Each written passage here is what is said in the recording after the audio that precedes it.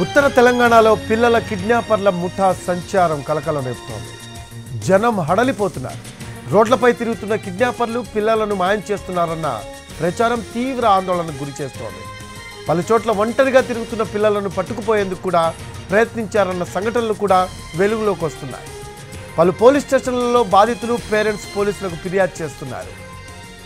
ఈ వదంతులను నమ్మొద్దంటూ పోలీసులు కూడా సోషల్ మీడియాలో ప్రచారం చేస్తున్నారు. కొద్ది రోజులుగా ఉత్తర తెలంగాణలోని ఉమ్మడి వరంగల్, కరీంనగర్ జిల్లాలో కిడ్నాపర్ల ముఠా తిరుగుతుందంటూ ప్రచారం జరుగుతోంది. దీంతో చిన్న పిల్లలను బయటకు పంపేందుకు జంకుతున్నారు.